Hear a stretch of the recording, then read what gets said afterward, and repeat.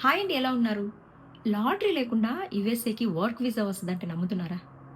అది కూడా 7 వీక్స్‌లో వస్తదంట. ఇయర్‌లో ఎప్పుడైనా అప్లై చేయొచ్చంట. పర్టిక్యులర్‌గా దీనికి డిగ్రీతో పని లేదు. ఎక్స్‌పీరియన్స్ ఉంటే సరిపోతది అని చెప్పేసి. No fake promises, no hype, full truth. మనం ఇప్పుడు చెప్పుకోబోతున్నాం జే1 స్పెషలిస్ట్ వీసా గురించి. సో, టైం వేస్ట్ చేయకుండా పాయింట్‌కెళ్ళిపోదాం. పాయింట్ ఏంటంటే చాలామంది ఈ మధ్య యూట్యూబ్ షార్ట్స్‌లో గాని, ఇన్‌స్టాలో గాని చూస్తున్నారు కదా! నో లాటరీ, అన్‌నోన్ వీసా అంటే లాటరీ ఉండదు, ఈజీగా ఎంట్రీ ఉంటది అని చెప్పేసి. అదేంటంటే జే1 స్పెషలిస్ట్ వీసా. కానీ నిజానికి ఒకటి చెప్పుకోవాలేంటంటే యూఎస్ ఇమిగ్రేషన్ వీసాలో సీక్రెట్ వీసాల అన్న కాన్సెప్ట్‌లే ఉంటదనమాట.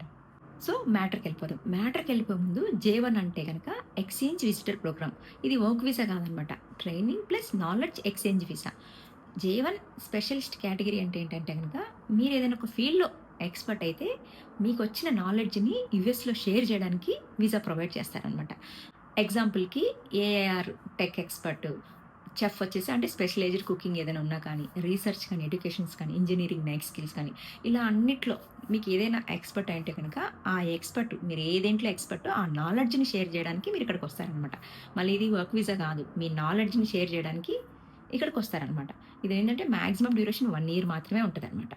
ఇక్కడ ఇంపార్టెంట్ థింగ్ ఏదంటే చాలామంది ఇది వర్క్ వీసా అనుకుంటారనమాట. వర్క్ కాదిక్కడ. మీరు వర్క్ చేయడానికి కాదు. మీరు ఏదైతే ఒక ఫీల్డ్‌లో ఎక్స్‌పర్ట్ అయి ఉంటారు కదా! ఆ నాలెడ్జ్‌ని షేర్ చేయడానికి ఇక్కడికొస్తారనమాట. ఇందుకు 2 పాసిబుల్ వేస్ ఉంటాయి. ఒకటొచ్చి degree plus relevant experience. Degree లేని పక్షంలో 10 ఇయర్స్ ఎక్స్‌పీరియన్స్ అయితే కావాలి. ఆ 10 ఇయర్ ఎక్స్‌పీరియన్స్ సేమ్ ఫీల్డ్‌లో ఉండాలి. Random experience సరిపోదనమాట.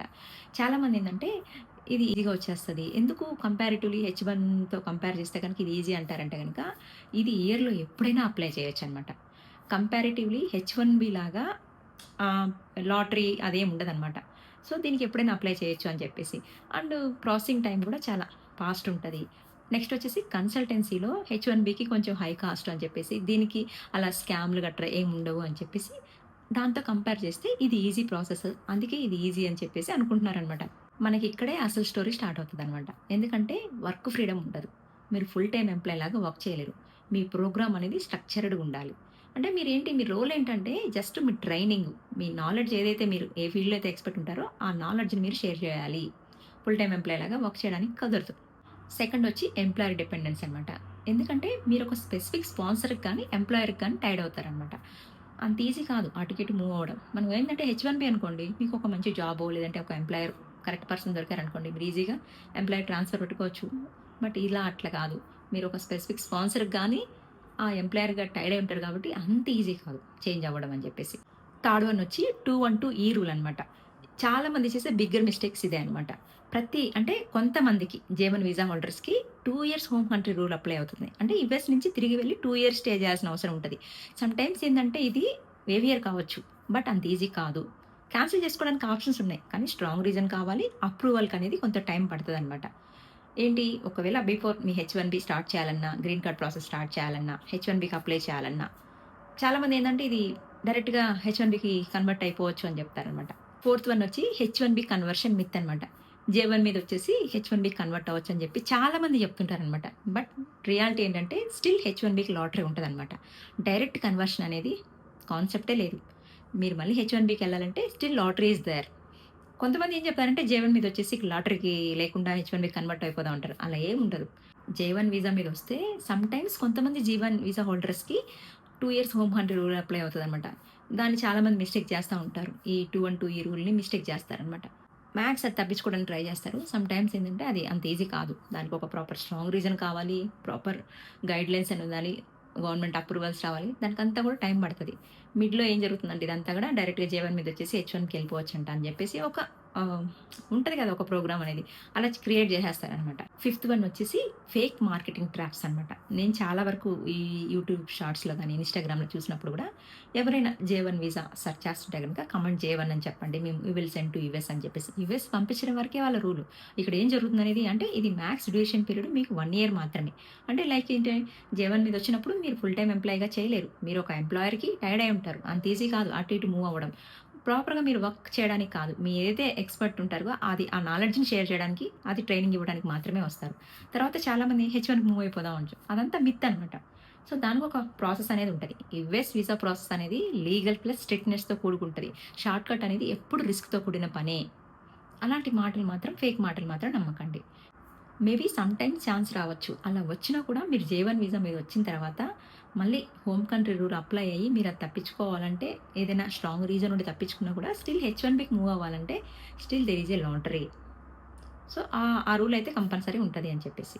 సో, ఒక్క మాటలో చెప్పాలంటే ఈ జే1 స్పెషలిస్ట్ వీసా ఎవరికి యూజ్ అవుతుందంటే గనక షార్ట్ టర్మ్ యూఎస్ ఎక్స్‌పోజర్ చేయాలనుకుంటారు కదా! అంటే వాళ్ళు ఏదైనా ఒక ఫీల్డ్‌లో రియల్‌గా ఎక్స్‌పీరియన్స్ అయ్యి ఉండి విదేశాలకు వెళ్లి కొంచెం ట్రైనింగ్ ఇస్తా ఉంటారు కదా! అంటే షార్ట్ టర్మ్ యూఎస్ ఎక్స్‌పోజర్ చేయాలంటే వాళ్ళ కెరియర్ బూస్ట్ కోసము.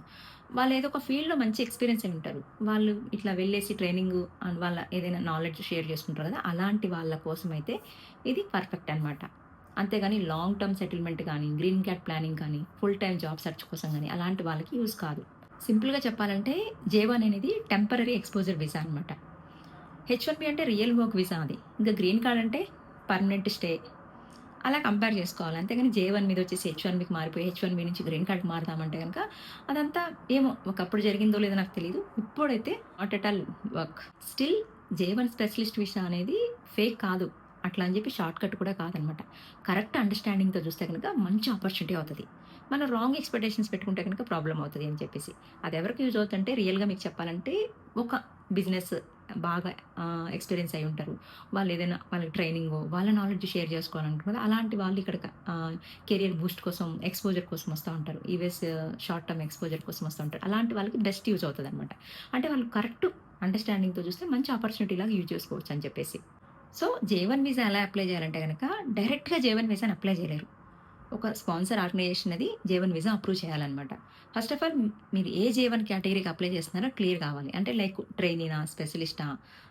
స్కాలరా? అంటే లైక్ కంపల్సరీ అయితే జే1 వీసా ఈ స్పాన్సర్ ఆర్గనైజేషన్స్ మాత్రం అప్రూవ్ చేయాలి. లైక్ ఎలా అంటే వాళ్ళే ప్రోగ్రామ్ అరేంజ్ చేస్తారు. వాళ్ళే డాక్యుమెంట్స్ వెరిఫై చేస్తారు. వాళ్ళే వచ్చేసి డీఎస్ 2019 ఇష్యూ చేస్తారనమాట.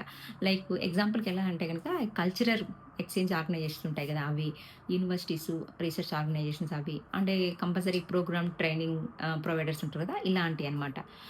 మీరు ర్యాండమ్‌గా ఏ ఏజెంట్ పెడితే ఆ ఏజెంట్ దగ్గర తీసుకోకూడదనమాట. దానికంటూ ఒక ఆథరైజ్డ్ స్పాన్సర్ ఉండాలి అని చెప్పేసి. నెక్స్ట్ వచ్చేసి యూఎస్ హోస్టింగ్ కంపెనీ లేదా ప్రోగ్రామ్. మీరు యూఎస్‌లో ఎక్కడ వర్క్ చేయబోతున్నారు? అంటే లైక్ మీ ట్రైనింగ్ కానీ, నాలెడ్జ్ మీరు ఎక్కడ షేర్ చేయాలి ఏంటి అనేసి. అంటే లైక్ అక్కడ కంపెనీ గాని, ఆర్గనైజేషన్ గాని ఉండాలి అని చెప్పి. వాళ్ళే మీ రోల్ డిసైడ్ చేస్తారు. మీకు చెప్పా గదా! ఇది ఒక వర్క్ లాగా ఉండదు. స్ట్రక్చర్డ్ ప్రోగ్రామ్ లాగా ఉంటదనమాట. సో, జే1 స్పెషలిస్ట్ కేటగిరీ అనేది ఇదనమాట. సో, వాళ్ళే డాక్యుమెంట్స్ వెరిఫై చేస్తారనమాట. ఒకవేళ మీకు స్పాన్సర్ అప్రూవ్ దొరికితే గనక మీకు డీఎస్ 2019 ఫార్మ్ ఇస్తారు గదా! కంపల్సరీది బ్యాక్‌బోన్ లాంటిదనమాట. ఇది లేకుండా జే1 వీసా అప్లై చేయలేరనమాట. నెక్స్ట్ వచ్చేసి సీవీస్ పే చేయాలనమాట. సీవీస్ పే అంటే గనక స్టూడెంట్ ఎక్స్‌చేంజ్ ట్రాకింగ్ సిస్టమ్ అనమాట. యాజ్ యూజువల్ వాళ్ళు మీకు పే చేసిన తర్వాత రిసిప్ట్ ఇస్తారు. తర్వాత నార్మల్ యాక్చువల్ ప్రాసెస్ అనమాట. ఆన్‌లైన్‌లో డీఎస్ 160 ఫార్మ్ ఫిల్ చేస్తారనమాట. నెక్స్ట్ వచ్చేసి మనకి ఇంటర్వ్యూ స్లాట్ కాన్సులేట్‌లో ఏదో ఒకటి చెన్నైయో, బెంగుళూరు దాంట్లో మనం ఇంటర్వ్యూ అపాయింట్‌మెంట్ బుక్ జేసుకోవాలి. ఇంటర్వ్యూకెళ్ళిన తర్వాత వైజేవన్ అంటే గనక కంపల్సరీ మీరేం చెప్తారంటే, మీరు ఏదో ఒక ఫీల్డ్‌లో ఎక్స్‌పర్ట్ అయి ఉంటారు గదా! మీరు ఇలా అని చెప్పేసి షార్ట్ టర్మ్ ఎక్స్‌పోజర్ కోసం యూఎస్ ఎళ్తున్నానని చెప్పేసి చెప్పాలి. కంపల్సరీ మీరు ఇక్కడ సెటిల్ అవుతున్నానని మాత్రం ఎక్కడ గూడా ప్రూవ్ చేయొద్దు. వాళ్ళు మళ్ళీ మీ ఇండియాకి రిటర్న్ వచ్చేస్తాము. పలానా షార్ట్ టర్మ్ ఎక్స్‌పోజర్ కోసం వెళ్తున్నాం అని చెప్పేస్తే, ఓకే. ఎట్లుందంటే ఇది 4-8 వీక్స్‌లో వస్తది అని చెప్పేసి అంటున్నారు. So, this is the video today. J one visa గురించి అయితే ఫుల్ ఇన్ఫర్మేషన్ అనమాట. ఇంకేదైనా డౌట్ ఉంటే కూడా కమెంట్ చేయండి. నేను ఎక్స్‌ప్లెయిన్ చేస్తాను. సో, వీడియో నచ్చితే లైక్ చేయండి. ఎవరికైనా యూజ్ అవుద్దనుకుంటే షేర్ చేయండి. ఫస్ట్ టైమ్ ఎవరైనా చూస్తున్నారంటే గనుక సబ్స్క్రైబ్ చేసుకోండి. Thank you for watching. See you in the next video.